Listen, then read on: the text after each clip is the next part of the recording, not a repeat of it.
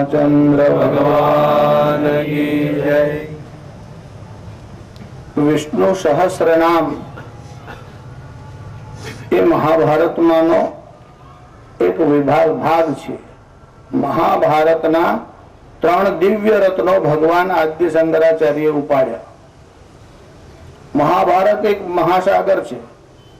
GeM कोई महासागर में अनंत रत्न होय एमां महाभारत रूपी महासागर में एटला बधा रत्न छे। एमांथी 3 अमूल्य किंमती रत्न भगवान आदि शंकराचार्य उपाड्या। ए 3 किंमती रत्न एटले भगवद गीता किंचिदधीता गंगा जल लव कणिका पीता सकृदपीयेन मुरारि समर्चा तस्य यमः किं कुरुते चर्चा। पहलू भगवद गीता गेयम गीता नाम सहस्रम। बीजू नाम सहस्रम एटले विष्णु सहस्र नाम। आ बे लगभग लोकोमां प्रसिद्ध छे। अने त्रीजू जे वेदांतना विद्यार्थीओ छे तेમને ખબર છે એનું નામ છે સનત સુજાતીય। आ सनत कुमार ए ब्रह्माना पुत्रोનું नाम છે। ब्रह्माना 4 मानस पुत्र છે, सनत, सनंदन, सनातन અને सनत कुमार। आ 4 ब्रह्माना मानस पुત્રો છે। ए ब्रह्माना मानस पुत्रोए धृतराष्ट्रने जे उपदेश आप्यो तेનું नाम सनत सुजातीय છે। सनत सुजातीय नानाમાં નાનું ગ્રંથ જેનું કલેવર બહુ નાનું છે, પણ તત્વજ્ઞાનના દૃષ્ટિથી એ બહુ અદ્ભુત અને અનમોલ ગ્રંથ છે। વિદુરજીએ જે ઉપદેશ આપ્યો તેનું નામ વિદુર નીતિ છે। ધૃતરાષ્ટ્ર ધૂર્ત હતો, લુચ્ચો હતો, મૂર્ખ ન હતો। ધૃતરાષ્ટ્ર વિદુર સાથે વાર્તાલાપ કરે છે અને વિદુર જ્યારે રાજનીતિના વિષયમાં સમજાવે છે ત્યારે ધૃતરાષ્ટ્ર એવું કહે છે, હે વિદુર, તને સાંભળતા સાંભળતા મને તૃપ્તિ થતી નથી। મને એવું લાગે છે તમને સાંભળ્યા જ કરું। એટલું જ નહીં, ધૃતરાષ્ટ્રનું કોન્સન્ટ્રેશન એટલું સારું છે કે વિદુર કોઈ વાત કહી જાય એનું એ રિપીટેશન કરે છે કે તમે જે આવું આવું કહ્યું તે આમને એમ ન કરી શકાય। તમને કોઈ ઘેર ગયા પછી પૂછે મહારાજે શું કરવા તેમ કર્યું? અરે એવું સરસ કીધું, હું તો બધું કહેત પણ તને સમજણ નહીં પડે એટલે કહેતો નથી। તો પેલાને સમજણ નહીં પડે એટલે તારી ખોપડીમાં કોઈ રહ્યું નથી। એટલે જે 14 પ્રકારના શ્રોતા કયા છે એમાં સચ્છિદ્ર કુંભ પશુ સર પશિલોપમાના એક શ્રોતાઓનો પ્રકાર છે સચ્છિદ્ર કુંભ એટલે કાણા ઘડા જેવા। કાણા ઘડા જેવા એટલે કાણો ઘોડો આમ ભરાવા મૂક્યો પછી અંદર લઈને જાય ત્યાં સુધી પાણી ધીરે ધીરે નીકળી જાય। હાંભળીને ઘેર જાય ત્યાં સુધી તો બધું ખોપડીથી નીકળી ગયું હોય। પછી પાછો પેલાને કે તને સમજાય નહીં એટલે બાકી મહારાજે તો એવું કીધું હું તો બધું જ કે તત્વજ્ઞાન ને તને સમજણ નહીં પડે।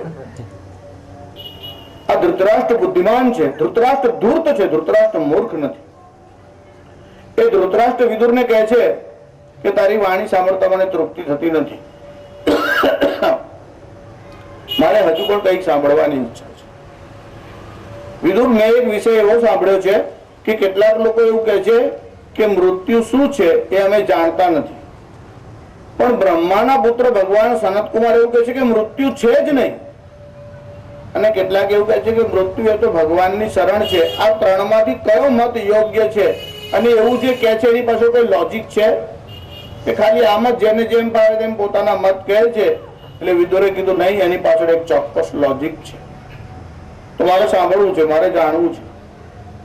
વિદુરજી કીધું, હું દાસી પુત્ર છું, સનકાદી કુમારો બ્રાહ્મણીથી જન્મેલા છે, એનો આ વિષયમાં કહેવાનો અધિકાર છે, મારો અધિકાર નથી। ધૃતરાષ્ટ્ર, હું એ સંભળાવી શકું નહીં।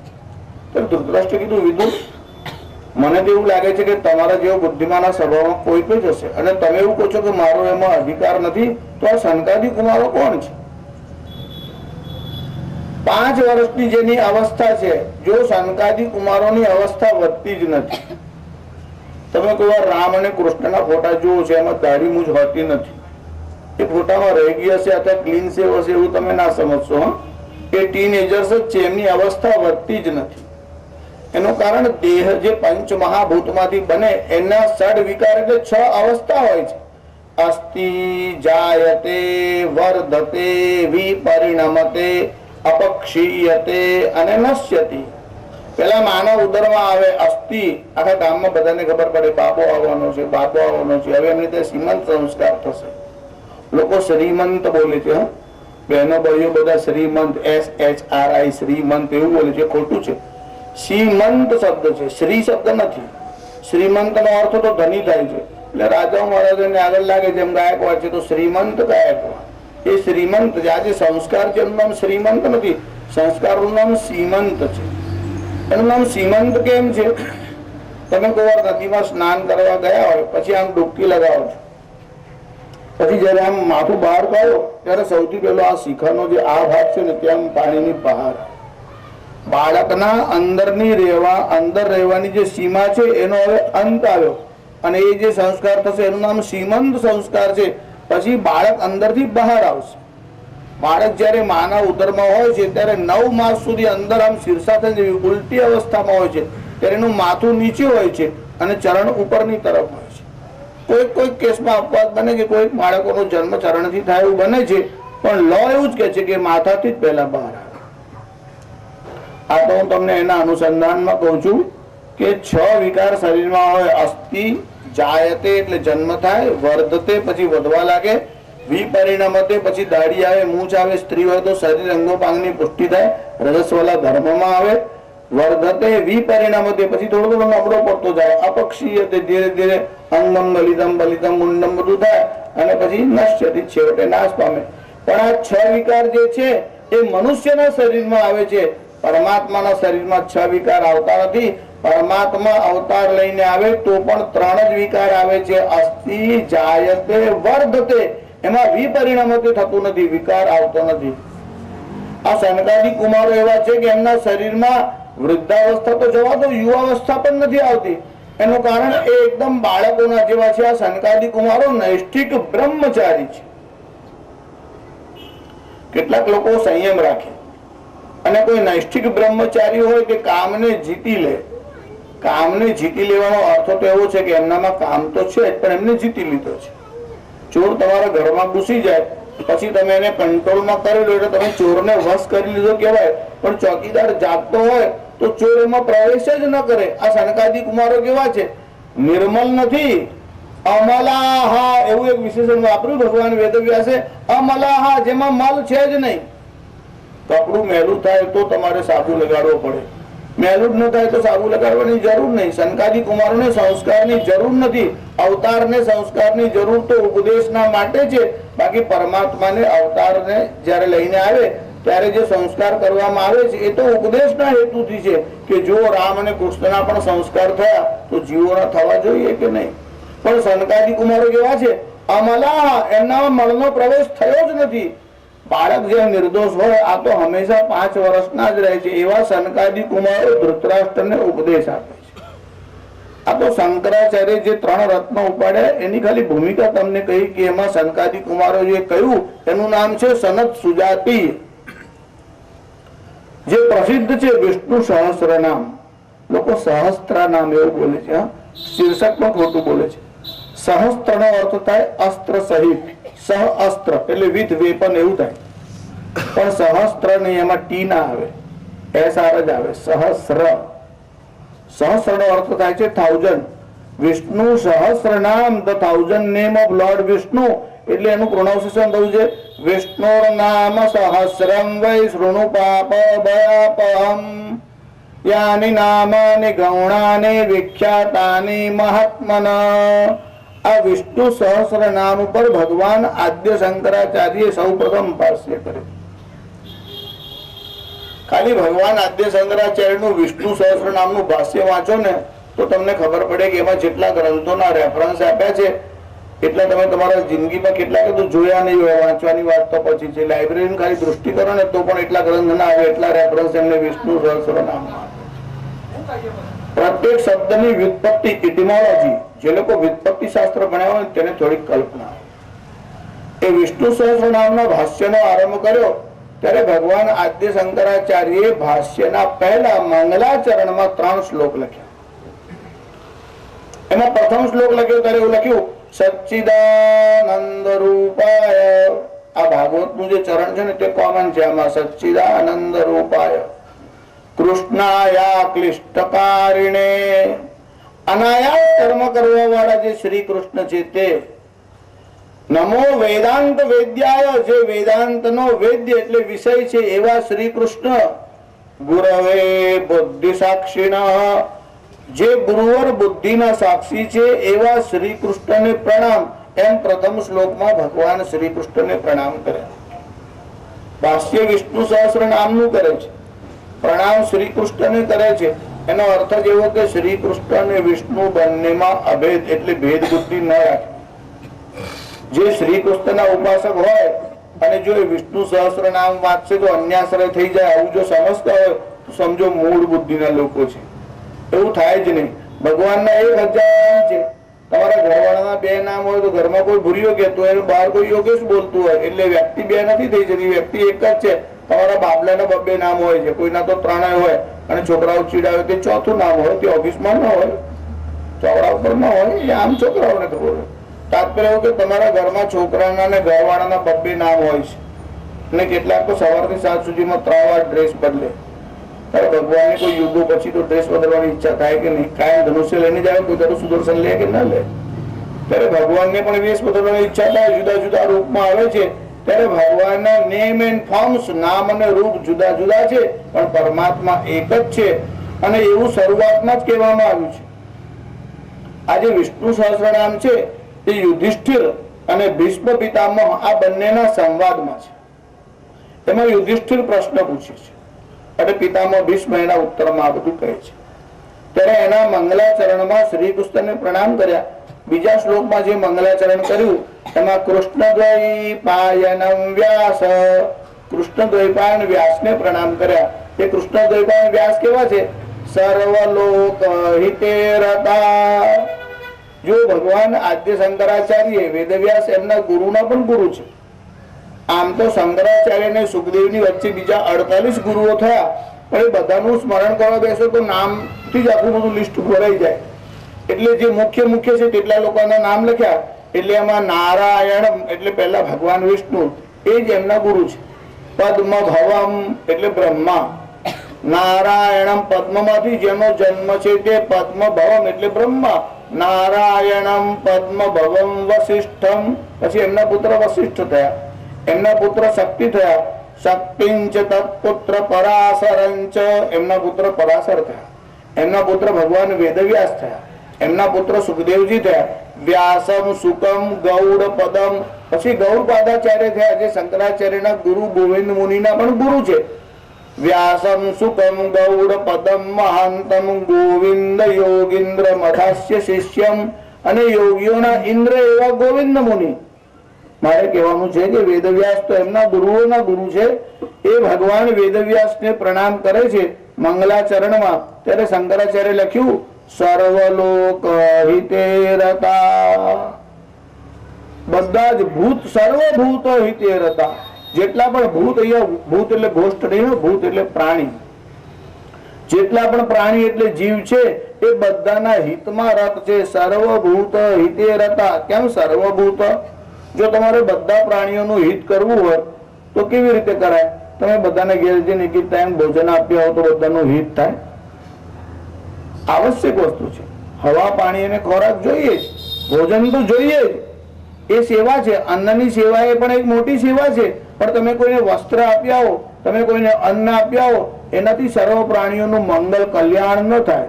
એકાદ દિવસનું કામ સરે પછી બીજા દિવસે શું? તમે કોઈને મદદ કરી શકશો એવો વિચાર મનમાંથી કાઢી નાખો. ભગવાને બધાની વ્યવસ્થા કરેલી છે, તમે તો ખાલી બાધારૂપ ના થાવ તો બસ છે. કોઈ જીવને તમારે મદદ કરવાની ઈચ્છા થાય તો ભલે કરજો, પણ તમે કોઈની મદદ કરશો એવા ભ્રમમાં રહેશો નહીં. વ્યાપનોતિ વિષ્ણુ, ભગવાન વિષ્ણુ બધામાં વ્યાપ્ત છે, અને એનું સ્મરણ કરે તો જ પ્રાણીનું કલ્યાણ અને હિત થાય. એનાથી મોટું કોઈ હિત છે જ નહીં. અને ભગવાન વેદવ્યાસે એ વિષ્ણુના સહસ્ર નામ આપ્યા. એટલે કીધું સર્વભૂત હિતે રતા.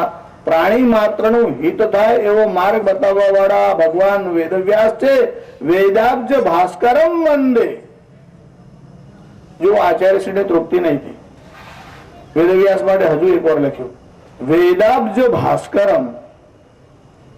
વેદ એ કમળ છે અને ભાસ્કરમ એટલે સૂર્ય. જેમ સૂર્યનો ઉદય થાય ત્યારે કમળ ખીલે, એમ આ વેદરૂપી કમળ જેને લીધે ખીલ્યું તે ભગવાન વેદવ્યાસ છે. આ વેદોનો સંદેશ સમાજમાં પહોંચાતો જ નહીં. ભગવાન વેદવ્યાસ જો ભાગવતની રચના ન કરત, અરે જેનો વેદોમાં અધિકાર નથી તેવા જીવો માટે ભારત પંચમો વેદ, જેને પાંચમો વેદ કહેવાય, એવા મહાભારતની જેમને રચના કરી, 18 પુરાણોની રચના કરી, તે ભગવાન વેદવ્યાસ કેવા છે? વેદાબ્જ ભાસ્કરમ, એ વેદરૂપી કમળના માટે ભાસ્કર એટલે સૂર્ય સમાન છે. સમાધિ નિલયમ મુને, બીજા શ્લોકમાં કહે છે સમાધિ એટલે સમ દમ ઉપરતિ તિતિક્ષા શ્રદ્ધા અને સમાધાન, આ બધાનું માનો કે ઘર જ છે એવા મુનિ છે. જો ભગવાન વેદવ્યાસ માટે મુનિ શબ્દનો પ્રયોગ શંકરાચાર્ય પણ કર્યો અને સ્વયં ભગવાન શ્રી કૃષ્ણે ભગવદ્ ગીતામાં કર્યો. એટલે ભગવાન શ્રી કૃષ્ણે પોતાની વિભૂતિઓ બતાવી ત્યારે કીધું મુનિ નામ અપ્યહમ વ્યાસ, હે અર્જુન મુનિઓમાં વ્યાસ હું છું, એટલે વેદવ્યાસ માટે મુનિ શબ્દ વાપર્યો. જો આ તમારું ધ્યાન એટલા માટે ખેંચું છું કે જે શબ્દનો પ્રયોગ કરવા વાળા છે તેમાં એક તો શ્રી કૃષ્ણ સાક્ષાત છે અને એક આચાર્ય શંકર છે. એમને કીધું આ વેદવ્યાસ મુનિ છે, એટલે ભૂખે મરે એનું નામ મુનિ, એ તો આ કલિયુગના લોકોએ શોધી કાઢેલું છે. મુનિ કોને કહેવાય? મનન કરે એનું નામ મુનિ. આ વેદવ્યાસે બહુ મનન કર્યું, બહુ ચિંતન કર્યું. ઉપવાસ કરો તે સારી વાત છે, પણ કેવળ 40 દિવસ ઉપવાસ કર્યા એટલે મુનિ લગાડી દો. આમ તો બધા બહુ મુનિઓની સંખ્યા બહુ થઈ જાય. ભારતમાં 500,000 મુનિઓ થઈ જાય, વડોદરામાં 5-25 તો નીકળી આવે. ત્યારે ભૂખે મરનારને મુનિ કહેવાય એવી આપણી મુનિની વ્યાખ્યા નથી. જે મનનશીલ છે તેનું નામ મુનિ છે. આ વેદવ્યાસ કેવા છે? હવે વેદવ્યાસ તો પરિચય હમણાં આપવા બેસું તો વિષ્ણુ સહસ્રનામ પાછું રહી જાય. એટલે હમણાં એટલું જ કહું કે સમાધિનું જે ઘર છે એવા ભગવાન વેદવ્યાસને બીજા શ્લોકમાં પ્રણામ કરે આચાર્ય શંકરે, અને ત્રીજા શ્લોકમાં જેના સહસ્ર બાહુ છે, સહસ્ર એટલે હજારો આનંદ મુખ છે અને હજારો બાહુઓ છે, એવા પુરુષોત્તમ ભગવાનને પ્રણામ કર્યા. એ ભગવાનનું એક નામ પુરુષોત્તમ છે. વિષ્ણુ સહસ્રમાં પણ આ નામ આવ્યું છે. શંકરાચાર્યનું ભાષ્ય જોયા પછી બીજા આચાર્યો ભાષ્ય કરવાનું શીખ્યા. એટલું જ નહીં, વિષ્ણુ સહસ્ર નામના આરંભમાં મંગળાચરણના ત્રીજા શ્લોકમાં એમને પુરુષોત્તમ શબ્દ વાપર્યો. એટલે પુરુષોમાં ઉત્તમ છે તેઓ, એના ઉપરથી કોઈને પ્રેરણા મળી અને એમને પુરુષોત્તમ સહસ્ર નામની રચના કરી. એટલે કોઈ સાંપ્રદાયિક કારણોસર કોઈને આમાં આપત્તિ આવતી હોય તો બીજા કોઈ નામ બોલે, બાકી વસ્તુતઃ તો પરમાત્મા એક જ છે. વસ્તુતઃ ભેદ બુદ્ધિ અજ્ઞાનનું પરિણામ છે. જે કોઈ સંપ્રદાયના સ્થાપકો છે એમનું કામ તો ભેદ કાઢવાનું છે, તેને બદલે એ લોકો ભેદ ઘુસાડી આપે છે. જેમ કોઈના ખેતરમાં કોઈ ગાય ભેંસ ઘુસાડી દે ને પછી દૂધ પોતે કાઢી લે, એવું આ સંપ્રદાયોમાં શું કરે? આ લોકો જાણી જોઈને ભૂત ઘુસાડે, પછી પાછું ભૂત કાઢવા લોકો એમની પાસે જ આવે, પણ એ પાછા ભૂત કાઢે નહીં. જો પેલાનું ભૂત કાઢે તો એમની દુકાન ચાલે નહીં. એટલે આ સાંપ્રદાયિક લોકો ભેદભાવ ઉભા કરતા હોય છે. વસ્તુતઃ ભગવાન વિષ્ણુના જે 1000 નામ છે એમાં એક નામ રામ પણ છે.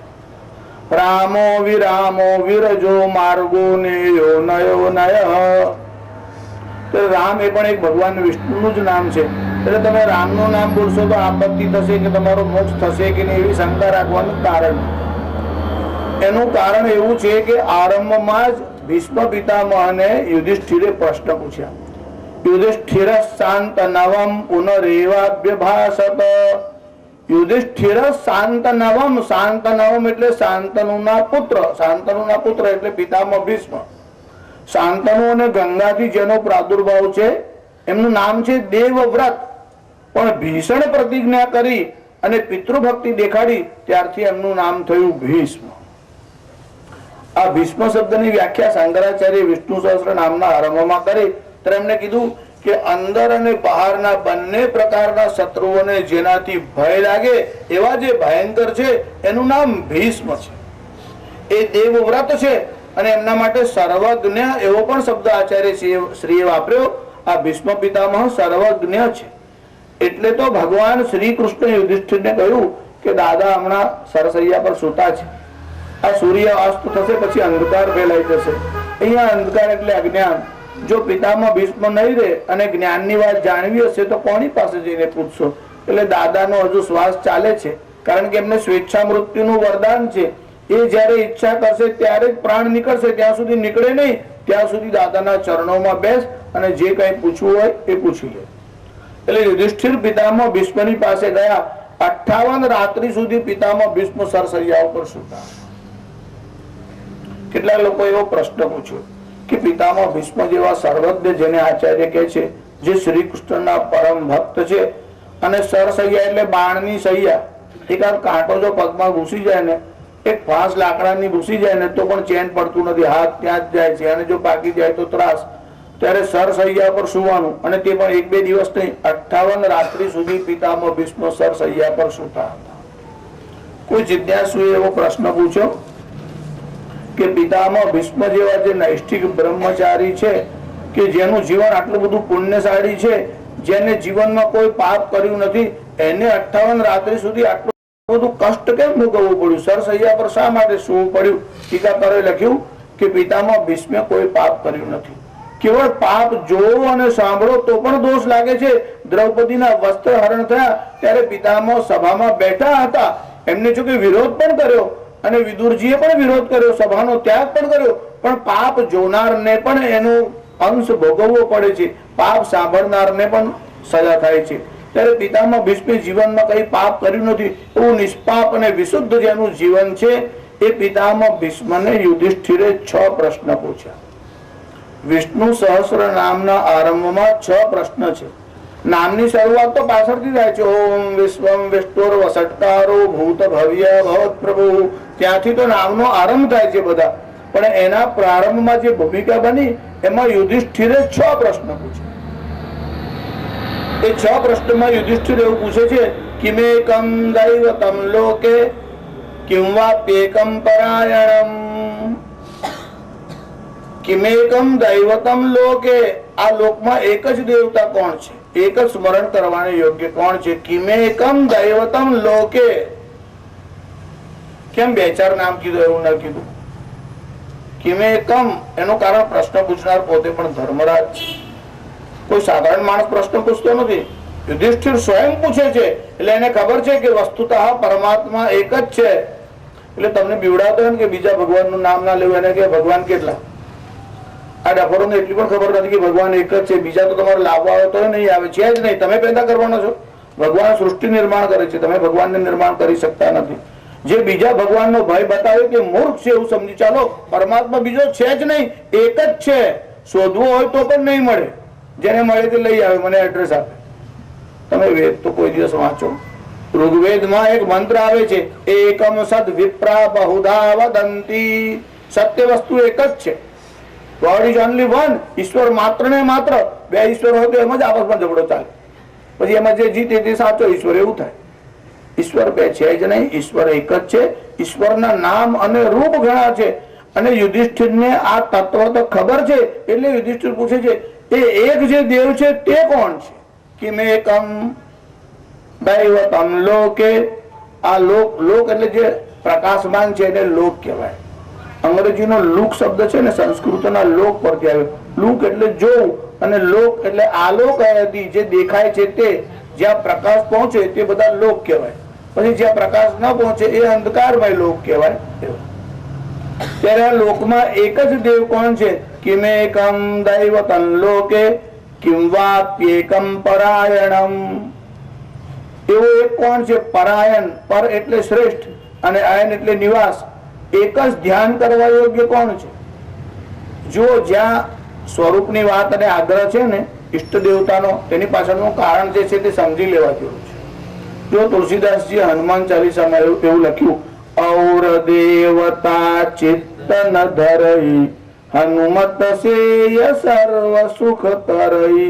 ઔર દેવતા ચિત્ત ન ધરઈ, બીજા કોઈ દેવતાને ચિત્તમાં લાવશો ના તો એ પોતે જ રામનું આખું રામાયણ લખે છે, શિવજીની પહેલા સ્તુતિ કરે છે, અને હનુમાન ચાલીસામાં લખે છે ઔર દેવતા ચિત્ત ન ધરઈ.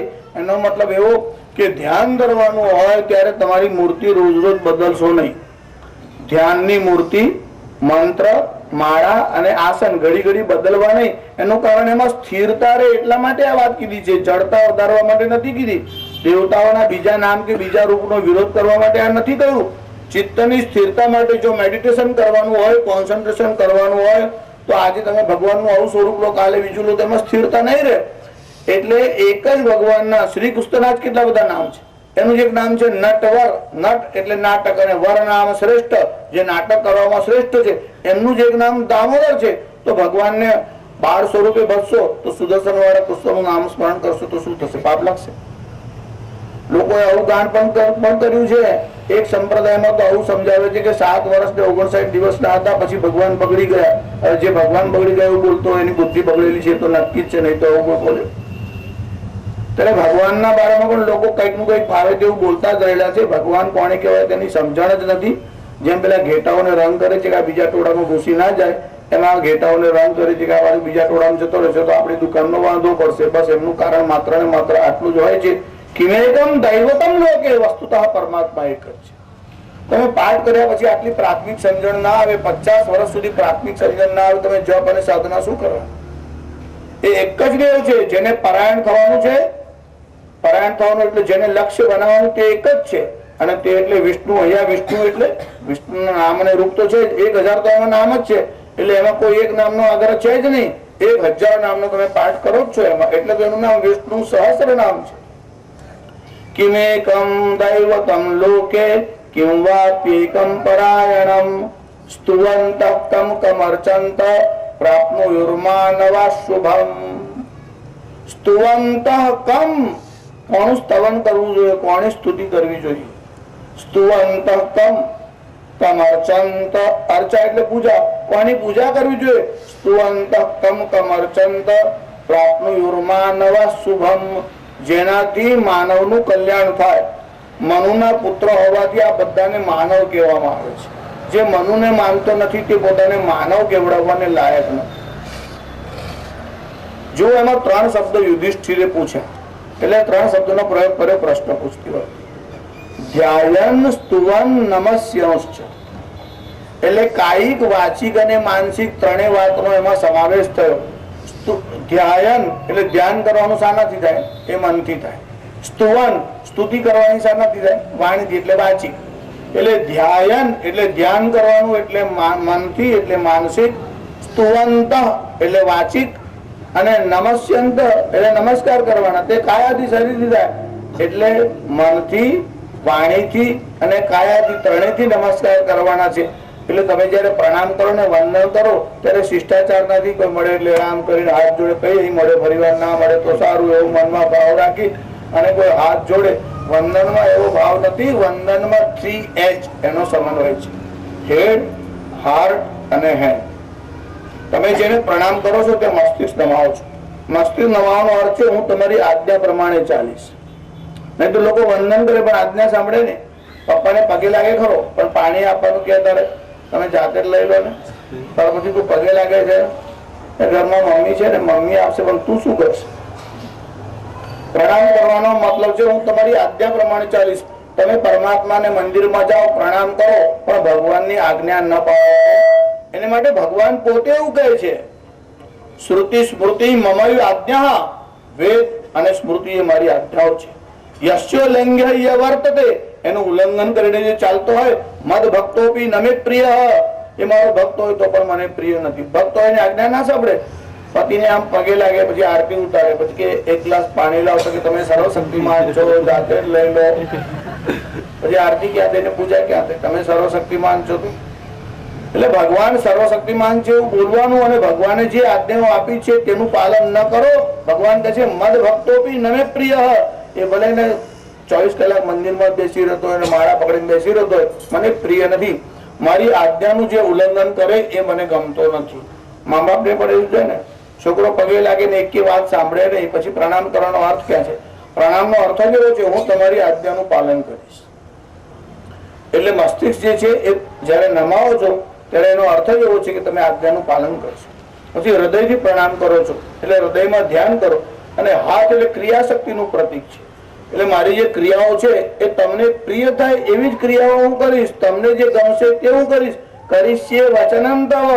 ગીતા સાંભળીને અર્જુન કહે છે શું? તમે જે કહો છો તે કરીશ. મને ભાવશે તે કહે છે એવું બોલતો નથી અર્જુન. કરીશ્યે વચનમ તવ, તમે જે કહો તે કરીશ.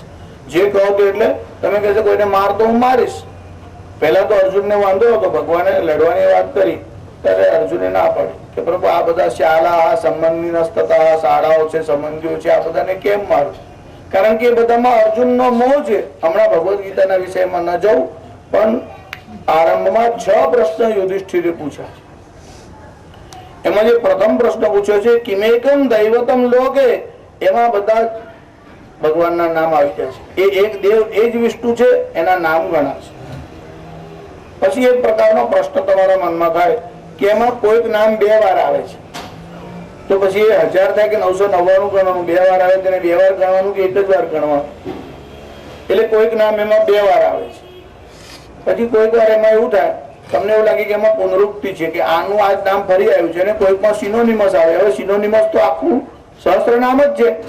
એટલે કોઈમાં આવે માધવ, કોઈમાં આવે શ્રીપતિ. માનો અર્થ થાય છે લક્ષ્મી. લક્ષ્મીના ઘણા બધા નામ છે. હવે આ શબ્દકોશ તમે જે જો છો ને ડિક્શનરી, એ તો બધી ગદ્યાત્મક છે. કોઈને આખી ડિક્શનરી કંઠસ્થ હોય એવું ઇંગ્લિશમાં અઘરું છે, પણ સંસ્કૃતમાં શક્ય છે. એનું કારણ શું? પદ્યાત્મક છે, કાવ્યમાં જ આવે. એટલે લક્ષ્મીના નામ આવે તો ઇન્દિરા, લોક માતામાં, ક્ષીરોદતનયા રમા. પાર્વતીના નામ આવે તો અપર્ણા, પાર્વતી, દુર્ગા, મૃડાની, ચંડિકાંબિકા. બધા જેટલા પણ સિનોનિમસ પર્યાયવાચી શબ્દ છે બધા એક જ લાઈનમાં શ્લોકમાં બધા લખેલા હોય. તો લક્ષ્મીના કેટલા નામો છે? ઇન્દિરા, લોક માતા. માં, કેવળ માં શબ્દનો અર્થ થાય છે લક્ષ્મી. ઇન્દિરા, લોક માતામાં, ક્ષીરોદ તનયા એટલે ક્ષીર સાગર માંથી પ્રગટ થયા તે, એટલે એની તનયા એટલે પુત્રી. ક્ષીરોદ તનયા રમા, રમા એટલે લક્ષ્મી. તો એમાં એક નામ છે માં. હવે ભગવાનનું નામ છે માધવ, તો માં એટલે લક્ષ્મી અને ધવ એટલે પતિ. એટલે લક્ષ્મીના પતિ હોવાથી એમનું નામ થયું માધવ. એવી રીતે ભગવાનનું નામ થયું શ્રીનાથ. શ્રી એટલે લક્ષ્મી અને નાથ એટલે પતિ, જે લક્ષ્મીના પતિ છે એટલે એમનું નામ થયું શ્રીનાથ. ત્યારે લોકો દુકાનમાં ફોટો રાખે શ્રીનાથજીનો, પછી પેલો ગ્રાહક આવે તારે દાંડી જરા વાંકી કરી આપે. શ્રીનાથજી જુએ છે, દુકાનમાં તો લગાડે છે, ધ્યાન તો રાખવું પડે ને કે શ્રીનાથજી બધું જુએ છે. શ્રીનાથજીને પગે લાગીને પછી પાછું કે જો તારા આમ તેમ થઈ જાય તો માફ કરજો. એટલે આમ તેમ થઈ કેવી રીતે જાય? તું કરે થાય કે એની મેળે થાય? રાજુ એની મેળે તો કઈ હાલતું નથી. કે નાના શાસ્ત્રીજી હવા આવે તો હાલે. આ પાસે બહુ બુદ્ધિવાળી શાસ્ત્રીજીને પણ તરત રસ્તો શીખવાડી એટલા બધા કુશળ. ન્યાય દર્શન ભણ્યા હોત તો કોને ખબર કે આ લોકો શું કરે? ઈશ્વરની બહુ કૃપા છે. ત્યારે કેટલીક વાર પુનરુક્તિ દોષ છે એવો ભાસ થાય છે, પણ કેટલીક ઠેકાણે શબ્દ જુદો છે માટે પુનરુક્તિ દોષ નથી, અને જ્યાં શબ્દ એકનો એક આવ્યો હોય ત્યાં એનો અર્થ બીજો છે એટલા માટે પુનરુક્તિ દોષ નથી. એટલે ભગવાન આદિ શંકરાચાર્ય આરંભમાં લખ્યું કે વિષ્ણુ સહસ્ર નામમાં પુનરુક્તિ દોષ નથી, પણ ભગવાનનું નામ લેવામાં પુનરુક્તિ થાય તો નામમાં એકનું એક નામ વારંવાર બોલવું કે નહીં તો એને દોષ માન્યો નથી. એટલે પુનરુક્તિ ન દોષાય હર્ષ શોક ભયાદિષુ. આટલી ઠેકાણે પુનરુક્તિનો દોષ લાગતો નથી. હર્ષ, તમારા મનમાં બહુ આનંદ થઈ જાય. છોકરો પાસ થાય, તમે ગામમાં બેઠા છો, તમને કોઈ સવારથી સાંજ સુધી મળવા આવે છે, એટલા મારો બાબો ફર્સ્ટ ક્લાસ થયો, 80% માર્ક.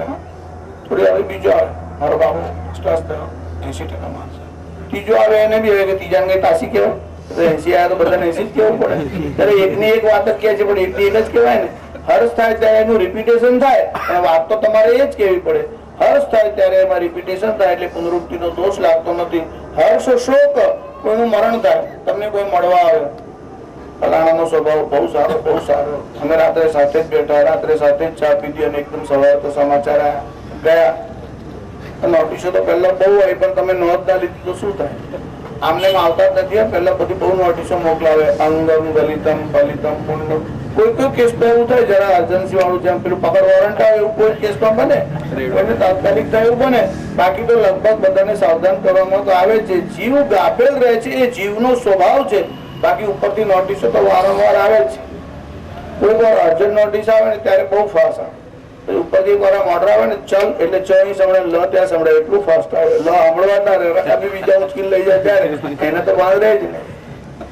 તાત્પર્ય એવું કે નિત્યમ સન્નિહિતો મૃત્યુ કર્તવ્યો ધર્મ સંગ્રહ. મૃત્યુ હંમેશા માથા ઉપર જ છે એવું સમજી અને ધર્મનો સંગ્રહ. જો ભગવાન આદિ શંકરાચાર્ય જે ભાષ્ય લખ્યું, આમ તો એક એક શબ્દનો અર્થ કહેવા બેસે તો પાર જ ના આવે. હું તો ખાલી તમને એનું મહાત્મ્ય કહું છું વિષ્ણુ સહસ્ત્રનામ. પણ એ ભાષ્ય જયારે પૂરું થયું ને ત્યારે ગરુડ પુરાણનો એક શ્લોક શંકરાચાર્યમાં કોટ કર્યો, ઉદ્ધૃત કર્યો. એ શ્લોકમાં એવું લખ્યું છે, આદરેણ યથા સ્તૌતિ ધનવંતમ ધનેચ્છયા તથા ચેદ વિશ્વકર્તારમ કોનમુચ્યેત બંધનાત. આદરેણ યથા સ્તૌતિ ધનવંતમ, આ ધનના લોભ વાળાઓ ધનવાળાની જેટલી સ્તુતિ અને ચાપલુસી કરે છે એટલી જો ભગવાન વિષ્ણુની કરી હોત, કોનમુચ્યેત બંધનાત, તો કોના બંધન છૂટી ના જાત, કોઈ બંધન જ રહેત નહીં, એટલે મુક્ત થઈ જાત. પણ ભગવાનની સ્તુતિ માટે વાણી વાપરતા નથી. લાભ થવાનો હોય તેની સ્તુતિ કરે, તેની ચાપલુસી કરે, સાહેબની આગળ પાછળ ફરે. જો રિટાયર થવાના જેવી ખબર પડે તો અદ્રશ્ય થઈ જાય, ખબર જ અને રિટાયર થયા પછી માર્કેટમાં દેખાય તો આમ જ ચાલે. પછી સાહેબ એને બોલાવે, બાકી એ સાહેબ ને બોલાવે. પછી સાહેબ એને બોલાવે, ઓ સાહેબ મારું ધ્યાન જ ના પડ્યું, તઈ 1 કિલોમીટર દૂરથી જોવે છે સાહેબ જાય, મારું તો ધ્યાન જ ના પડ્યું. લાભ હોય તેને લોકો બોલાવે છે, આમને બોલાવતા નથી. આદરેણ યથા સ્તૌતિ ધનવંતમ ધનેચ્છા, જેટલી ધનની ચા છે એટલી પણ ઈશ્વરની ચા નથી થતી. એટલે તુલસીદાસજી ઉત્તરકાંડમાં બહુ સરસ કહે. તુલસીદાસજી એવું લખે છે કે કામી પિયારી નારી જીમ, જેમ કામી માણસને સ્ત્રી પ્રિય છે અને લોભી પ્રિય જી દાવ, જેમ લોભી માણસને ધન ગમે છે એવા મને રામજી પ્રિય દાવ. એટલે એમને ઉપમામાં આપવા માટે આ બે વસ્તુ મળી કે લંપટ માણસને જેવો સ્ત્રીમાં રસ છે અને લોભીને જેવો ધનમાં રસ છે એવો રસ મને રામજીમાં થાવ. કારણ કે એમનું નામસ્મરણ કર્યા પછી કોની સદગતિ થતી નથી. જો વિષ્ણુ સહસ્ર નામ હોય કે રામનું નામ હોય, વાત તો એક જ છે. તુલસીદાસજી એવું લખ્યું કે પાહી ન કેહી ગતિ પતિત પાવન રામ ભજીસુનું સઠમના ગણિકા અજામિલ બ્યાદ ગીત ખજા દિખલ તારે ઘના. પાહી ન કેહી ગતિ પતિત પાવન, પતિતને પણ પાવન કરવા વાળા એવા રામજીને ભજીને કોની સદગતિ થઈ નથી. ગણિકા લિસ્ટ આપ્યું છે આખું. ગણિકા, અરે વેશ્યાએ પણ ભગવાનનું નામ લીધું, એની પણ સદગતિ થઈ. જીવંતી નામની એક વેશ્યા હતી, એને એક પોપટ પાડેલો હતો, તેને બહુ પ્રિય હતો, એટલે આખો દિવસ એની જોડે રમ્યા કરે, કાં તો ગ્રાહકો સાથે અને કાં તો પોપટ સાથે બેસે. એક દિવસે આ ગણિકા પેલા પોપટ સાથે આમ બેઠી હતી અને એની જોડે રમત કરતી હતી. એટલામાં એક સંન્યાસી ત્યાંથી આવ્યો. સંન્યાસીને ખબર નહીં કે આ વેશ્યા છે, એટલે ભિક્ષા લેવા માટે ત્યાં ઉભો રહ્યો. એટલે એને કીધું કે મહારાજ 1 મિનિટ ઉભો રહો ને, હું જરા પોપટ જોડે વાત કરું છું. એટલે પેલા મહારાજને એવું થયું કે આને આ પોપટ જોડે બહુ પ્રેમ હોય એવું લાગે છે. ત્યારે સંન્યાસી એને કીધું એક કામ કર, તને આ પોપટ બહુ પ્રિય છે કે હા, એને રામ રામ બોલાવ ને, તું બોલીશ ને એવું એ બોલશે. ત્યારે પેલી પોપટને બોલાવવા લાગી રામ રામ. પછી સંન્યાસીને ભિક્ષા આપી, પણ પછી એને એવી આદત પડી ગઈ હંમેશા પેલા પોપટને આમ બોલાવે, નવરી પડે એટલે રામ રામ. તો પણ એનો ઉદ્ધાર થયો. અજાણતા જે રામ બોલે છે એવી ગણિકાનો પણ ઉદ્ધાર થયો. સમજણપૂર્વક બોલે છે તેનો થાય કે ન થાય કે ગણિકા અજામિલ બ્યાદ ગીત ગજા દિખલ તારે ઘના. ગણિકા અજામિલ, અજામિલની કથા તો બહુ પ્રસિદ્ધ છે, તમે લોકો વારંવાર સાંભળી છે. આ અજામિલે એક જ વાર ખોટું દૃશ્ય જોયું. એક વાર કોઈ માર્ગથી આમ જતો હતો, ત્યાં વરસાદ થતો હતો, ત્યાં કોઈ સ્ત્રી ભીજાઈ ગઈ હતી. એટલે ભીજાયેલા વસ્ત્રોમાં કોઈ સ્ત્રીને જોઈ અને તેની સાથે કોઈ શુદ્ર પુરુષ જે હતો તે ચેડા કરતો હતો. અજામિલનું ધ્યાન ગયું અને એના મનમાં કામની ભાવના થઈ. જો કામ પહેલા આંખમાં આવે છે પછી મનમાં આવે છે, એનો ક્રમ એવો છે ધ્યાયતો વિષયાન પુંસ સંગસ્તે સુપજાયતે સંગાત સંજાયતે કામ. વિષયોનું થતા ધ્યાન જાગે છે ભોગ લાલસા, લાલસા કામને પ્રેરે, કામ ક્રોધ પરિણમે, ક્રોધથી મોહ વ્યાપે છે, મોહથી સ્મૃતિનાશ છે, સ્મૃતિનાશે બુદ્ધિનાશ, તેમાંથી સર્વનો નાશ છે. નાશનો આરંભ આંખમાં ખોટું દ્રશ્ય આવે ત્યાંથી થાય છે. એકાદ વાર દ્રશ્ય જોવા અને આવું થાય ત્યારે હવે તો મા બાપ દીકરા ડોસા ડોસીઓ બધા ટીવી પાસે જ બેસે છે. જેમ મંકોડા પેલા ગોળના ઢેપાને વળગીને બેસે ને, એમ જેટલા ડોસા ડોસીઓ છે બધા જ ટીવીને વળગીને બેસે છે. તમે વિષ્ણુ સહસ્ર નામનો પાઠ કરો, સમય મળે તો કોઈ દાડો જુઓ, એની ના પણ નથી, પણ માત્ર એમાં એમાં સમય બરબાદ કરો એવું ન કરો. જો બાળકો અને વૃદ્ધો બે જ લોકો મેક્સિમમ ટીવી જોવે છે એવો એનો રેશિયો છે. જુવાન છોકરાઓને સમય નથી, નોકરી ધંધામાં દોડે છે, એ બીજા સારા જ કામ કરતા હશે એવું માનવાનું પણ કારણ નથી. પણ કમસે કમ જેની પાસે સમય છે એ સમયનો સદુપયોગ કેમ કરતા નથી. એટલે શાસ્ત્રીજી પેલો અજામિલ હતો, એ મરતી વખતે નારાયણ નારાયણ બોલ્યો તો આપણે તે વખતે બોલી લઈએ તો ચાલે કે ના ચાલે, પણ ત્યારે મોઢામાંથી નીકળશે એની ખાતરી શું. બોલવું હોય રામ, પછી નીકળે લામ લામ. હરકું બોલાય નહીં, મોઢામાં લાળ નીકળતી હોય.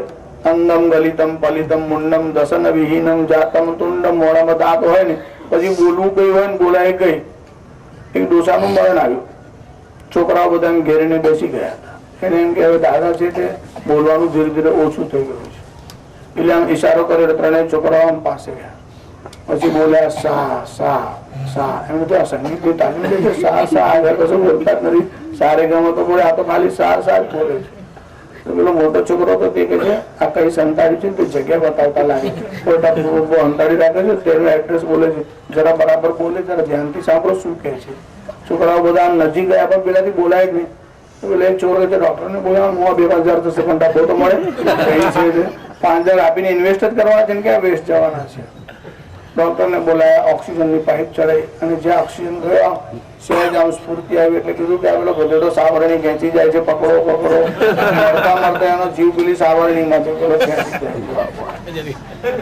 છોકરાઓ પાસે બોલાયા, ત્રણે છોકરાઓ લાઈનમાં આવીને ગોઠવાઈ ગયા. કીધું કઈ ભાગ ભાગ આપવાના હશે એટલે કે પપ્પા કઈ અંતિમ ઈચ્છા હોય તો જલ્દી જલ્દી કહી નાખવાનું. બીજો ભાઈ હવે મારા શરીરનો ભરોસો નથી, ક્યારે શ્વાસ છૂટી જાય કહેવાય નહીં.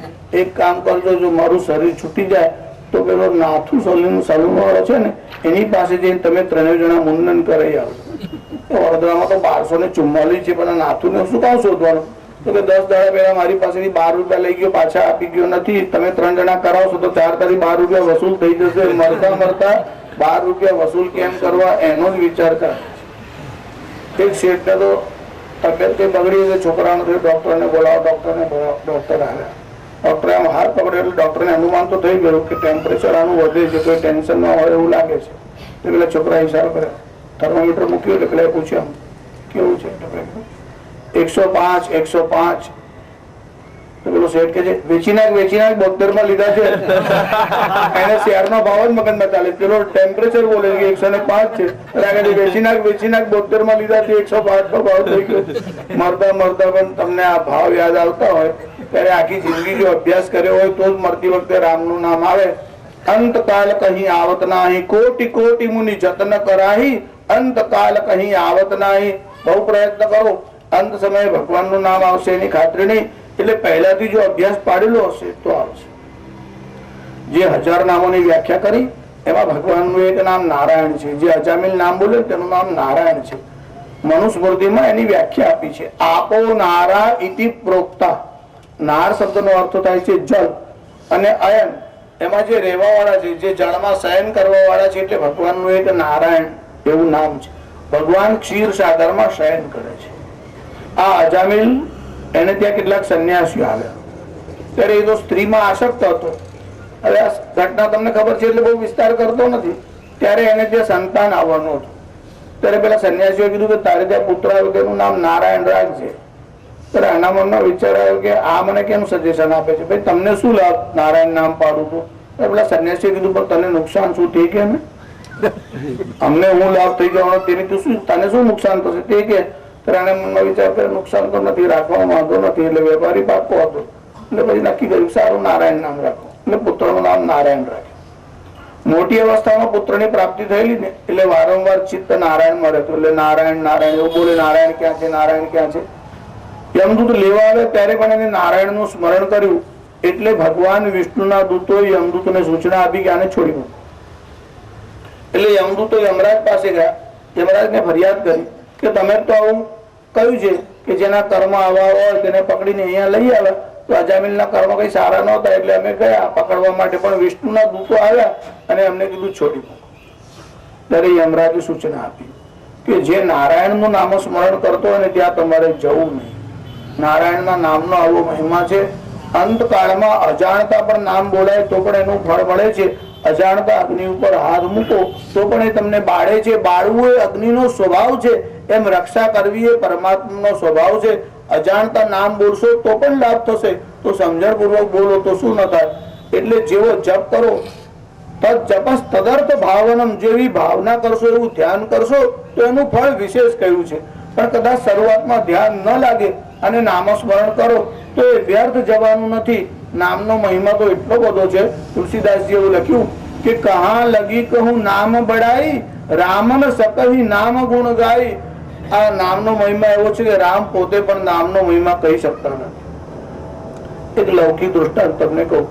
ભગવાનના ઘણા બધા નામો છે, એમાં એક નામ છે વનમાલી હલાયુધ. તમે વિષ્ણુ સહસ્ત્રનામમાં બોલો છો, એમાં એક નામ આવે છે વનમાલી.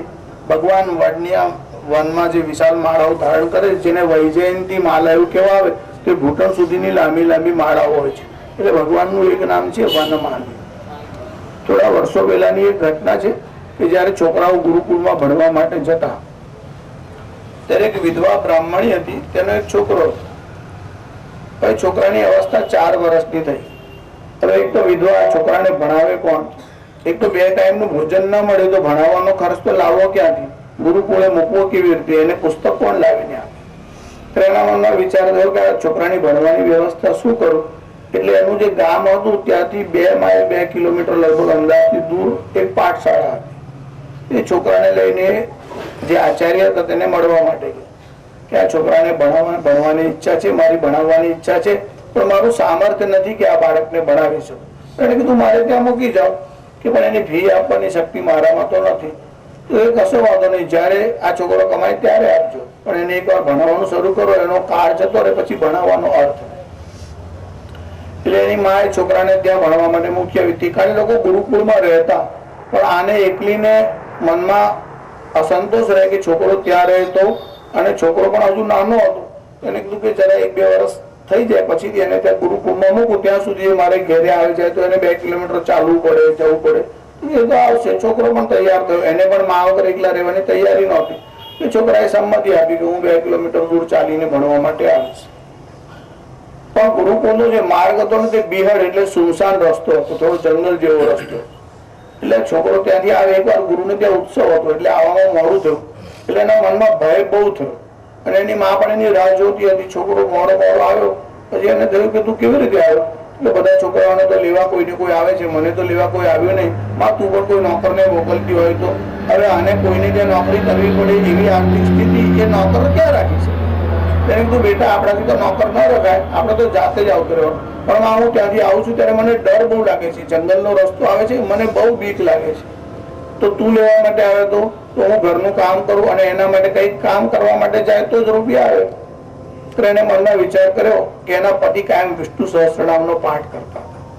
એટલે આ બાઈ તો ભણેલી નહોતી, પણ એનો પતિ પાઠ કરતો હોય ત્યારે ત્યાં પાસે બેસીને સાંભળે. એમાં ભગવાનના તો ઘણા બધા નામ હતા, પણ વનમાલી હલાયુધ એવું નામ આવતું. એમાં વનમાલી નામ છે ને સંધિ વગરનું, એટલે એને બોલતા ભાવ એટલે આને એક નામ બરાબર યાદ રહી ગયેલું, વનમાલી. બીજું કોઈ નામ એને બહુ યાદ નહીં. એટલે છોકરાને કીધું આપણે કોઈની શું જરૂર છે? તારા મિત્રને યાદ કરજે, તારા મોટા ભાઈને યાદ કરજે. કે માં પણ મારો ભાઈ કોણ છે? કે તને કઈ તકલીફ લાગે તો તારે વનમાલી એવું મનમાં સ્મરણ કરવું, એટલે તને ભય લાગશે નહીં. માએ તો એની રીતે છોકરાને શાંત પાડવા સમજાવી દીધું. આ નવામાં એવું થયું કે વનમાલી નામનો આપણો કુટુંબી કે સગો હશે ને હું બોલાવીશ એટલે આવશે. 3-4 વર્ષના છોકરાને બીજી સમજણ શું હોય? એટલે ગુરુકુળે ગયો તે દિવસે પણ ઉત્સવ હતો, એટલે એને આવવામાં મોડું થયું. મનમાં ભય લાગ્યો. એટલે એને માતાના વચન પર વિશ્વાસ, ગુરુ પિતા માતા આના વચનમાં વિશ્વાસ રાખીને ચાલો, એનું અવશ્ય ફળ હોય જ છે. ત્યારે એને વનમાલી એમ બૂમ પાડવા માંડ્યો જંગલના અંદર. 1 વાર 2 વાર. અરે દ્રૌપદીની પુકારથી જે આવે તે બાળકની પુકારથી ના આવે. लोग कहते हैं भगवान आते नहीं, सच तो ये है कि द्रौपदी की तरह हम बुलाते नहीं. लोग કહે છે ભગવાન આવતા નથી. જો તમે શ્રદ્ધાથી બોલાવો, પ્રેમથી બોલાવો, ભગવાન અવશ્ય આવે છે. આ બાળકનો અવાજ નિર્દોષ હતો, અને એના મનમાં તો કોઈ આવશે એવી રાત જોતો હતો. અને ખરેખર શ્યામ સુંદર ભગવાન વનમાલીનું રૂપ લઈ ત્યાં આવ્યા બાળકની પાસે. બાળકના ઘર સુધી આમ નજીક સુધી મૂકી ગયા. પછી ભગવાન ત્યાંથી ચાલ્યા. માએ કીધું દીકરા હવે તને બીક લાગે છે? ના માં, ત્યાં કીધું ને પેલા આપણા જે સંબંધી છે વનમાલી બેનને બૂમ પાડી, જરા વાર તો લગાડી, 2-4 વાર તો મારે બૂમ પાડવી પડી, જલ્દી સાંભળ્યું ને, પણ આવ્યા ખરા મોડા પણ મને મૂકી ગયા અહીંયા સુધી. એની માએ કીધું રસ્તામાં કોઈ મળી ગયું હશે તો કદાચ મૂકી ગયું હશે એવો મનમાં આમ વિચાર કર્યો. પછી આને તો રોજની આદત થઈ ગઈ, જતા આવતા બંને ટાઈમ વનમાલી એવું વનમાં બોલાવે, અને ભગવાન પણ આવી જાય, એની સાથે જાય, ગુરુકુળ સુધી મૂકવા આવે. એક દિવસ ગુરુને ત્યાં એમના પિતાનું શ્રાદ્ધ, એટલે બધા બાળકોને કીધું કે શ્રાદ્ધનો ઉત્સવ આપણે કરવાના છે, તો જેની જે સામગ્રી લાવવાની ઈચ્છા હતી એ લોકો લઈ આવે, આપણે શ્રાદ્ધ કરશું. એટલે બધાને જુદી જુદી વાત, કોઈ ઘી લાવશે, કોઈ ગોળ લાવશે, કોઈ લોટ લાવશે, બધા જુદી જુદી સામગ્રી લાવવા માટે તૈયાર. એટલે આ બાળકે પણ સામેથી પૂછ્યું કે ગુરુજી હું શું લાવું? એટલે ગુરુજીને ખબર હતી કે એની માતાની સ્થિતિ કેવી છે, એ ફીના પૈસા આપી શકે નહીં, એની પાસે સામગ્રી શું મંગાવે. એટલે ગુરુજી કીધું દીકરા તારે કશું લાવવાની જરૂર નથી. તો એને ગુરુજી મને કંઈક તો કહો. તારે દીકરા કઈ લાવવાની જરૂર નથી, તારી માનો આશીર્વાદ લઈને આવો. છોકરો ઘેર આવ્યો, કીધું કે અમારા ગુરુજીને ત્યાં એમના પિતાનું શ્રાદ્ધ છે, બધા બાળકો કઈ કઈ સામગ્રી લાવશે, માં હું પણ કઈ લઈ જાઉં. કે દીકરા મારો આશીર્વાદ છે. ના પણ મારી ઈચ્છા છે હું કઈ લઈને જાઉં, ખાલી હાથે હું એકલો જઉં તો સારું ન લાગે. એની માને તો વાત ટાળવી હતી એટલે એને કીધું કે તારો પેલો મિત્ર આવે છે ને ભાઈ વનમાલી, એની પાસેથી જે જોઈએ તે લઈ લેજો. એટલે છોકરો સારું કહીને ગયો. વનના મારાથી એકલો જતો હતો. એના મનમાં તો એવો જ ભાવ હતો કે મિત્ર તો મારો છે પણ એની પાસે માગું, હજુ મારી મૈત્રી તો હમણાં જ થઈ છે, હજુ તો હું થોડા દિવસોથી ઓળખું છું અને પહેલા જ દિવસે માગવાનું થાય તો કેવું લાગશે. પણ છતાં મનમાં વિચાર કર્યો કે માએ કીધું છે કે વનમાલી પાસે માગજે, તો પછી આપણે માગવાનો શું વાંધો છે. એટલે પછી ત્યાં ગયો, ભગવાનને આમ અવાજ આપ્યો વનમાલી. ભગવાન તો ત્યાં ગઈ હાજર થયા. પછી કીધું કે બહુ ઊંઘ પાડે છે જોર જોરથી, એમ કે આજે તો થોડું કામ પણ તારું પડ્યું છે. બોલે શું કામ છે? એટલે મારા ગુરુને તેમના પિતાનું શ્રાદ્ધ છે, સામગ્રીમાં મારે કઈ લઈ જવાની ઈચ્છા છે તો હું એક લોટો દૂધ લઈ જાઉં. તો કીધું હું તો લઈને જ આવ્યો છું. અરે જે સમસ્ત બ્રહ્માંડ ને ભોજન આપે છે એને એક લોટો દૂધ લાવવાનો, એટલે ક્ષીર સાગરમાં જેનો નિવાસ છે. ભગવાન ક્ષીર સાગરમાં રહે છે. ક્ષીર એટલે દૂધ અને સાગર એટલે દરિયો, જે દૂધનો દરિયો છે. શાસ્ત્રીજી આ બધી કવિની કલ્પના હશે પુરાણોમાં કે સાચે કોઈ દૂધનો દરિયો હશે ખરો? હવે તો ખરો જ ને. તો તમે એડ્રેસ આપો તો આપણે પાઇપલાઇન નખાઈ દઈએ, 6 વાગે દૂધ આવે, પછી દહીં નો દરિયો બધી નાખો. કારણ કે ભાગવતમાં તો બધા દરિયાનું વર્ણન આવે છે, દૂધનો છે, દહીંનો છે, ઘીનો છે.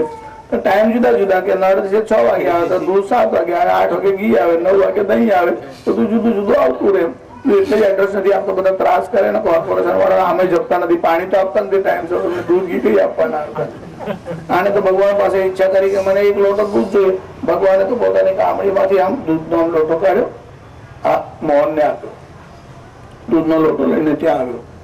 ગુરુને બધા છોકરાઓ સામગ્રી લઈને આવ્યા, બધી સામગ્રી ત્યાં આગળ ભેગી થતી આવી. એટલે આ ત્યાં લોટો લઈને ઉભો હતો. ગુરુજી હું દૂધ લાવ્યો છું, ગુરુજી હું દૂધ લાવ્યો છું. બીજા સેવકો ત્યાં બેઠા હતા. એને કીધું મૂકી દે ને, ગુરુજીને ઘડી ઘડી કામ પરેશાન કરે છે. ગુરુજી કરતા બીજા લોકો વધારે ડયા હોય એટલે પેલો ગુરુજીને તો વાત જ ના કરવા દે, સાંભળવા ના દે. ગુરુજી નું ધ્યાન પડે એની પેલો રાહ જોઈને બેઠેલો કે ભાઈ ગુરુજી નું ધ્યાન પડે, સંકેત કરે પછી. એટલે પેલો આમ ઉભો રહેલો. હવે કોઈ એને ઉભો રહેવા દે. એક જણો તો વધારે ડાયો હતો. એને કીધું ભાઈ એક લોટો દૂધ લાવે છે, એમાં તો આખા ગામનું ધ્યાન ખેંચે, તારે કાશે તેવું નહીં મૂકે. એટલામાં ગુરુજીનું ધ્યાન પડ્યું. એટલે ગુરુજી પેલાને સેવકને સંકેત કરે કે ભાઈ આ મોહન દૂધ લઈને આવે છે, એની પાસેથી એ લઈ લે એક પાત્રમાં. એટલે પેલો લઈને ત્યાં ગયો, દૂધનો લોટો આમ નાખ્યો શું આખું મોટું તપેલું હતું, બધું ભરાઈ ગયું. દૂધ તો છલકાઈને બહાર આવવા લાગ્યું. જેટલા લોકો બેઠા હતા એ બધા જ જોવા લાગ્યા. પેલા કીધું બીજું પાત્ર લાવો, ત્રીજું પાત્ર લાવો. ગુરુના આશ્રમમાં જેટલા પાત્રો હતા બધા છલકાવા લાગ્યા, પણ લોટો તો ખાલી ન થયો. અનંત કોટી બ્રહ્માંડ નાયક દીનબંધુ દીનાનાથ કરુણા વરુણાલય પરમપિતા પરમાત્માના હાથથી જે વસ્તુ મળે એનાથી જ માણસને તૃપ્તિ થાય છે, એ સિવાય થઈ શકતી નથી. ગુરુજીના મનમાં પણ આશ્ચર્ય થયું કે આટલા બધા છોકરાઓ આટલી બધી સામગ્રી લાવ્યા, આ એક લોટો દૂધ લાવ્યો, આટલા બધા પાત્ર ભરાઈ ગયા, હજુ આ લોટો ખાલી થતો નથી, એવું શું છે? ગુરુજી આમ લોટાની પાસે ગયા, જોયું લોટો ખાલી થઈ ગયો. એમાંથી જ ખીર બની અને જેટલા વિદ્યાર્થીઓ હતા બધાનો શ્રાદ્ધનું ભોજન થયું. તે દિવસે બધાને જે ભોજનમાં આનંદ આવ્યો એવો આનંદ બીજી કોઈ સામગ્રીમાં ના આવ્યો. ગુરુજીને બધા કેવળ દૂધ ખીરનો જ પ્રસાદ લીધો. ગુરુજીના મનમાં થયું કે આમાં કઈક ભગવાનનો કોઈ સંકેત લાગે છે. આ બાળક કોણ છે? આ ક્યાંથી લાવ્યો? આ પાત્ર ક્યાંથી લાવ્યો? પેલા છોકરાની જોડે પૂછપરછ કરી, તો આ દૂધનો લોટો ક્યાંથી લાવ્યો? કે મારો મિત્ર છે ને, રોજ મને મૂકવા આવે છે ને, તે જ આપી ગયો. કે શું નામ છે? એમ કે છે વનમાલી. કે છે ક્યારે આવે છે? એમ કે હું બૂમ પાડું એટલે આવે છે. એમ કે મને આજે લઈ જા ને. એટલે ગુરુકુળમાં વિદ્યાર્થીઓનો પાઠ પૂરો થયો પછી ગુરુ આની સાથે ગયા. જે વનના એકાંત માર્ગમાં ગયો એટલે એને ત્યાં જઈને કે ક્યાં છે? એટલે એને બૂમ પાડી, વનમાલી વનમાલી. ભગવાન તો આવે નહીં. 2 વાર બૂમ પાડી, 4 વાર બૂમ પાડી. પછી કીધું કે આજે બહુ નાટક કરે છે, મારા ગુરુજી આવ્યા ત્યારે જ આવતો નથી, રોજ તો હાજર થઈ જાય બૂમ પાડતા, અને આજે તો આટલી બધી બૂમ પાડી અને મારા ગુરુ આવ્યા ત્યારે મારી પરીક્ષા લે છે. એમ કે એટલે આકાશવાણી થઈ કે તને એકલાને બીક લાગતી હતી એટલે હું આવતો હતો, હવે તો તારા ગુરુ તારી સાથે છે, હવે તને બીક છે નહીં. કે મને ભય નથી, પણ મારા ગુરુને ખાતરી થાય એટલા માટે તમે આવો. તો કે તારા ગુરુનું અંતઃકરણ હજુ આટલું વિશુદ્ધ થયું નથી, એટલે એમને દર્શન નહીં થાય. એટલે ગુરુએ જોયું તો પ્રકાશનો પુંજ દેખાયો, પણ એમને કોઈ બાળક દેખાયો નહીં. એટલે એને લઈને એના ઘર સુધી ગયા. ત્યારે એના મનમાં એવા એક વાતનો ખેદ રહ્યો કે મારા ગુરુ મને અસત્ય માનશે કે આ જૂઠું બોલે છે. તો એટલે ફરી વનમાં એકલો આવ્યો અને ત્યાં આવીને બૂમ પાડવા લાગ્યો. ફરીથી વનમાલી આવીને પ્રગટ થયા. ત્યારે કીધું કે તું સત્ય જ બોલે છે, પણ ગુરુની યોગ્યતા તો થવી જોઈએ ને. ત્યારે કીધું કે મારે લીધે પણ તમે ગુરુજીને દર્શન આપો. ત્યારે ભગવાને એ બાળકના પર કૃપા કરવાના માટે અને એ અસત્ય છે એવું સિદ્ધ ન થાય એટલા માટે એના ગુરુને પણ દર્શન આપ્યા. જો સુપાત્ર પુત્ર ઘરમાં હોય તો પોતાના આખા કુળને તારે છે. એટલે તો નરસિંહ મહેતા એવું લખ્યું કે કુળ 71 તાર્યા. જો સાચો વૈષ્ણવ હોય તો પોતાના 71 કુળને તારે છે. એમ શ્રદ્ધાથી જો વિષ્ણુ સહસ્ત્ર નામનો પાઠ કરવામાં આવે તો અવશ્ય એનું ફળ મળે જ છે. અજામિલને મળ્યું, ગણિકાને મળ્યું. ગણિકા અજામિલ બ્યાદ ગીધ ગજાતિ ખલ તારે ઘન. એટલું જ નહીં, ગમે તે જાતિમાં જન્મેલો હોય, વેદનો અધિકાર બધાને નથી, પણ ભગવાનનું નામ લેવાનો અધિકાર બધાને જ છે. ભાગવતજીમાં તો અહીં સુધી વર્ણન આવ્યું છે કે જે યવન જાતિનો હોય, ખસ જાતિનો હોય, કિરાત હુણાંધ્ર પુલિંદ પુલકસા આભીર કંકા યવના ખસાદય યન્યે ચ પાપા યદુપાશ્રયાશ્રયા શુદ્ધ્યંતિ તસ્મૈ પ્રભ વિષ્ણવે નમઃ. ગમે તેવા નીચ જાતિમાં જન્મેલો હોય પણ શ્રદ્ધાથી ભગવાન નામ સ્મરણ કરે તો એના પર વિષ્ણુની કૃપા થાય જ છે. આપણે પણ બધા શ્રદ્ધાથી વિષ્ણુ સહસ્ત્ર નામનો પાઠ કરીએ, ભેદ બુદ્ધિ કાઢી નાખીએ. ભગવાનના કોઈ પણ નામ બોલો એ પરમાત્માનું જ નામ છે. પરમાત્મા એક જ છે, બીજો કોઈ ભય રાખવાની જરૂર નથી. બીજું નામ ન લેવાય, બીજા રૂપને પ્રણામ ન કરાય, એવો બધો ભેદભાવ મનમાંથી કાઢી નાખો તો જ વિષ્ણુ સહસ્રનો પાઠ કરવાનો અર્થ છે. એટલે તો 1000 નામ આપ્યા છે એમાં કે કોઈ પણ નામ બોલો તો પણ એમાં કોઈ દોષ થતો નથી. એટલે આવી બધી ભ્રાંતિઓ મનમાંથી કાઢી નાખો અને ભગવાન વિષ્ણુનું સ્મરણ કરો. જેનું સ્મરણ કરવાથી યસ્ય સ્મરણ માત્રેણ જન્મ સંસાર બંધનાત વિમુચ્યતે નમસ્તસ્મૈ વિષ્ણવે પ્રભ વિષ્ણવે. વિષ્ણવે પ્રભ વિષ્ણવે ઓમ નમઃ ઇતિ. શ્રી રામ રામ રામેતિ રમે રામે મનોરમે સહસ્રનામ તત્તુલ્યમ રામ નામ વરાનને. તમારા જે ઈષ્ટદેવ હોય તેનું સ્મરણ કરો અને વિષ્ણુ સહસ્રનામનો પાઠ કરો. નમઃ પાર્વતી પતયે હર